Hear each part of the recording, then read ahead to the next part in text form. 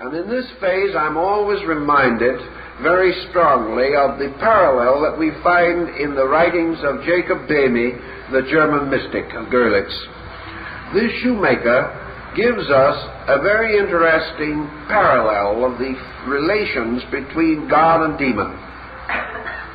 Because we are carried in the allegory or in the fable out into space.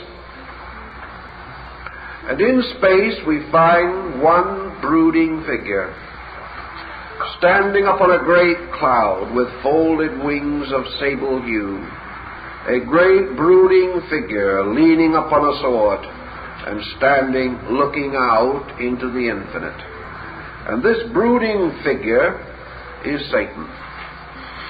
And this brooding figure is almost divine in its own right. For within it is not only the creative power of God, but the infinite courage and strength of the divine will. And this being has come out of the mysteries of outer space to stand before the throne of the Almighty and to offer itself as a vassal of God. And it stands there and it speaks. And it sends its voice out into the great mysterious darkness that lies about it, out towards one softly roseate cloud that seems to be hovering over the great vistas of space like some dim northern light. And the powerful angel calls out and asks God to reveal himself. And out of the cloud and out of the mystery and out of the darkness comes the voice of a baby, a very tiny child. And this voice of the child, so faint, so small, so gentle, as to hardly be audible, says, "Yes, did you wish to speak to me?" And in that moment, Satan is so completely shocked and so completely baffled that he leans upon his sword and thinks, is this voice, this child voice, this voice alone in space, is this God? And if this is God, what can we expect of divinity? Here are all the clouds, the stars, and the cosmos. Are they to be managed and directed by a small child? Where is the glorious court of heaven? Where are the choirs of the angels and the archangels and the seraphs and the cherubim? Where are the principalities and the powers and the dominions? Nothing there but the voice of a child, speaking gently in the voice of love. And Satan says to himself, I guess I'd better do something about this. This is no way to run a universe. And if this is the measure of things, I think I'd better take over. So in this moment, Satan rebels against the Lord. And in this moment, when in his mind comes the thought, I will take over, I will be the King of kings and the ruler of the world, in that instant, the heavens are shattered from edge to edge. The sky rolls back. The clouds break open.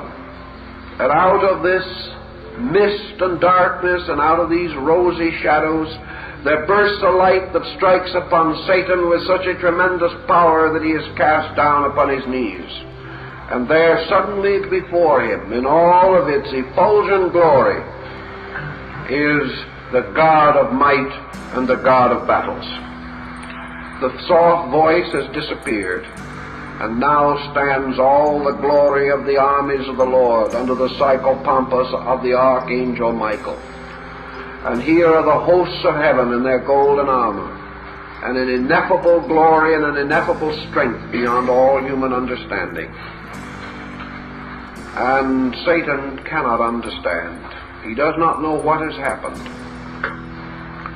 And the voice explains to him that when he came in gentleness and humility of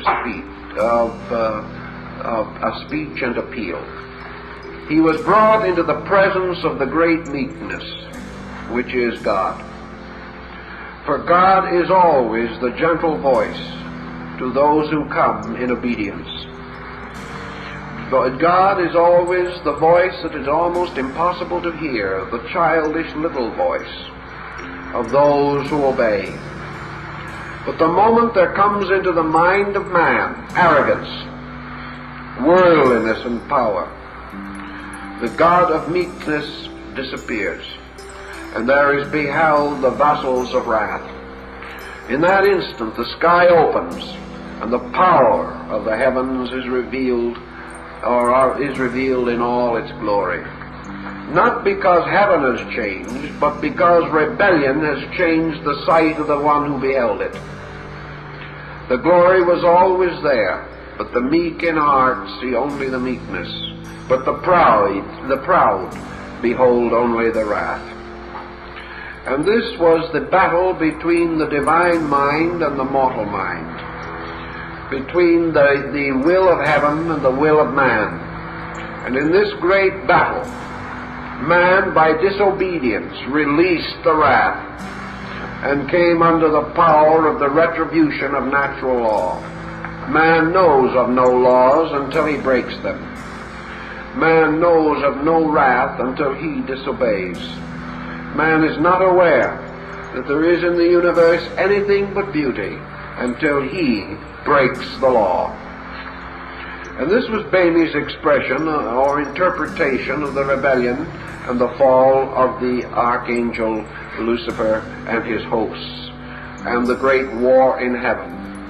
And this in substance is also the burden of the concept in Faust, because the two stories have almost identical meaning. Faust, in his original sincerity, was searching for the world of God. When he could not find it, he rebelled. And in his mental rebellion, his discouragement, his resignation to negative inevitables, he opened himself to the retribution of mortal mind. And mortal mind, or selfish mind, represented by Mephisto, becomes his servant. But mortal mind leads man only to self-destruction, leads him only to ways of darkness and evil, and finally results in his complete undoing. In the end of the first part of the play, however, this false thinking having brought Faust to the lowest pitch of tragedy, we find the revulsion taking place within himself. The revulsion which finally, through a kaleidoscopic series of circumstances, brings him back again to the recognition that the good man, even in his infirmity, will cling unto the Lord who made him be, and that he will find in the end the only answer to the whole great conflict, and that answer is simple faith, the simple acceptance of truth itself as a principle, whether he can possess it, know it, or understand it or not. The simple return to obedience, and the moment he obeys, the wrath vanishes and the power of the tempter is destroyed. So by returning to the original destiny and the nature which was his proper place in the world, the entire mystery or story is brought to its magnificent and dramatic conclusion. Now, I know that some of you are still lost because you have no background upon which to build. You haven't listened to the many hours that we have broadcast revealing these things to you. So I'm going to read from Volume 4 of The Great Work, entitled Its Neophytes, written by Dr. R. Swinburne Clymer, M.D. And I will begin on page 193, entitled Lucifer, Satan, and the Devil. The devil, the inciter to evil, forcing man to gain experience which, contrary to the devil's intent or mission, will ultimately be his spiritual attainment. It is doubtful if there are any other three words in all sacred, arcane, esoteric, or even profane literature as confusing as are the words Lucifer, Satan, and devil. The utter confusion relative to Lucifer, Satan, and the devil is clearly indicated in the questions, all more or less alike, often asked in seminars. Quote, "If we would look upon evil and Satan as one and the same, it would appear that Satan, his mission being a holy one, would suggest to us that the inherently perfect soul must go to the devil, in common parlance, and overcome the evils that beset it. What then is the difference between Lucifer, Satan, and the devil?" Unquote.